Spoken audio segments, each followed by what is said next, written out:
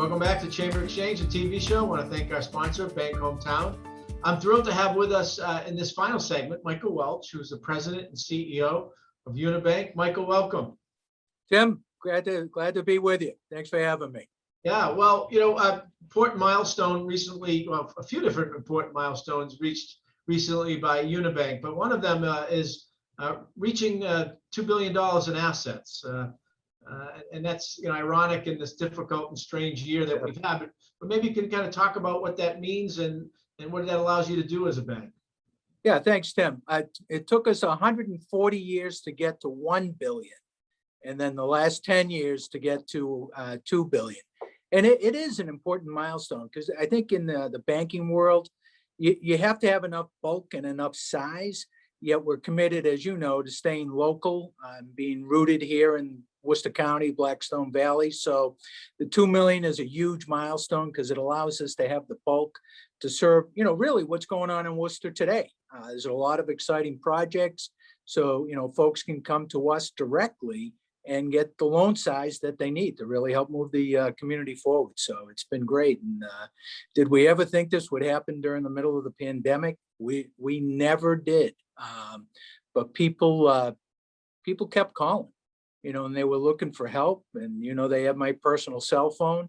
So they call, and then we're able to help them. And then we reached out a lot during the pandemic, Tim, as you know, just to see how people were doing, because I'm from here, I'm a Worcester kid. And we really just called out of concern to see how they're doing. And then they brought up banking and brought their banking relationships to us. It was very humbling, to be honest with you.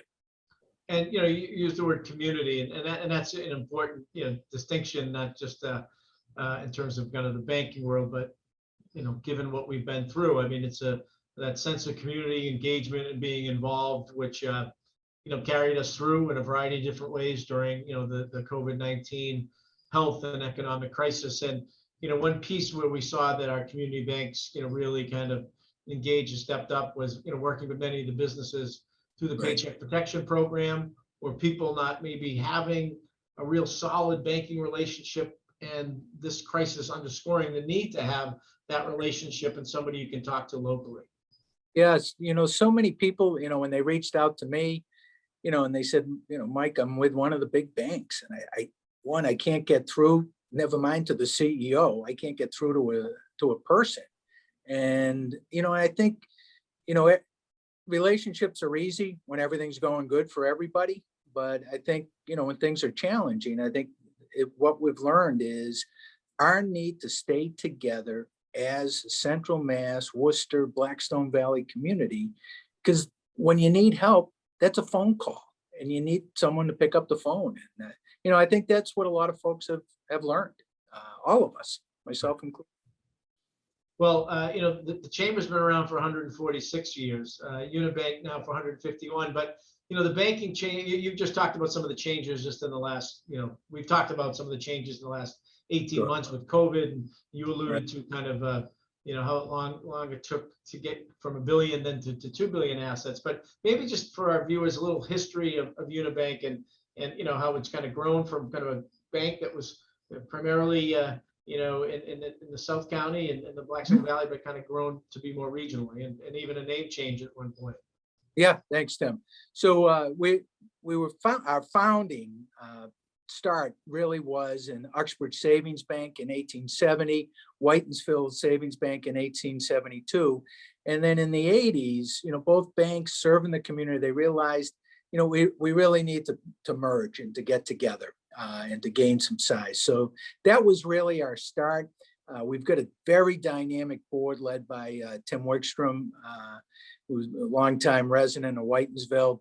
And that's when we started in the 90s, branching out up into Worcester, to Hopkinton, to Shrewsbury, Upton, Grafton, to expand our reach, to further that mutual community spirit, which we did. And then we grew. We've got a very large presence in the municipal space. We've got a very active boat and plane portfolio business, a software business that we run. So it's really been a good fit and a good growth all the time, not converting to stock. so that we're not shipping the money outside of the community. And that speaks to, we're almost $2 million a year to charitable giving. Half of it going into one really a growth of an endowment. And then on a yearly basis, we're almost $1 million. And specifically to Worcester, we're $250,000 a year, to organizations like Central Mass Housing Alliance, African Community Education, Abby's House, Worcester Together Fund, Maine South CDC, Net of Compassion. We help as much as we can, and we take great pride in that. Enjoy. Well, I want to just funny, we're on this topic, but my oldest daughter had her final softball game up at the Vernon Hill Park this past weekend, and there, on the scoreboard was the UniBank sign, and I remember the leadership of the Little League and softball community in Central Mass reaching out because they were going to had the opportunity to host a regional softball tournament, but we needed to upgrade some of the signage so that they had the scoreboards, and UniBank stepped up and helped fund that sign so they could compete for that tournament, which they won, which brought people from across the East Coast to Worcester for, I think, 4 or 5 days for a major softball tournament, helping our hotels, helping our restaurants. And that, to me, is the essence of community, coupled with some of the investments that you're making, through the Central Mass Housing Alliance, supported by so many of our chamber member businesses and other things. Right. And when headquarters are local, that's where the philanthropic dollars go. And when headquarters get, out of town or out of state or out of region, the philanthropic dollars also get reallocated. So yeah, glad to support the young Murray girl with a championship there. Yeah, well, they won the game. They didn't win the championship, but that's a great facility, the Vernon Hill Park. But let's talk, go from softball to baseball, and particularly the Red Sox and AAA baseball. UniBank, a founding sponsor, again, a decision made by local leadership to help the effort to bring the Worcester Red Sox here. But UniBank, in this era of, we were all kind of locked up. Now we're coming back out and people want to celebrate. You're not only a founding sponsor of the Worcester Red Sox, but also doing the UniBank fireworks throughout the summer. Yeah, we love it. We were very proud and honored to be, to step up to the plate, if you will, to be one of the founding partners.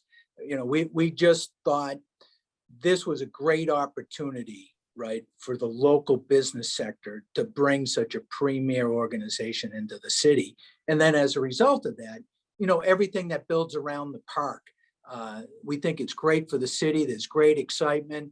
I've been there probably more than I should be and had a few more Coney Island hot dogs than I need to have. But it's just so exciting to see the energy in the ballpark, to see the businesses aligned, to see the community supported. It's palpable. I know you, Tim, the excitement's palpable. And I think the synergy and that whole move to density in that area, that's going to be a grand slam for Worcester and the broader community. Yeah, no, without a doubt, just the level of interest, just a couple of phone calls in the last few days of new investment and interest in the city, and that, creates tax base and jobs, which is so important, and hopefully customers for all of our business, including our bank. So hopefully it's a virtuous cycle. Definitely. And as I look at it, to see businesses, private individuals, the city, government coming together, right? It's about that synergy of working together that really moves the ball forward. And I think, as a Worcester kid, we've been waiting for this for a long, long time. And then people were patient and persistent, and it happened. And I think it's really going to be an economic revival for our community. Without a doubt. Well, Michael Welch, President and CEO of UniBank, thank you for being with us. And to you, our viewers, thanks for being with us on this edition of Chamber Exchange, the TV show.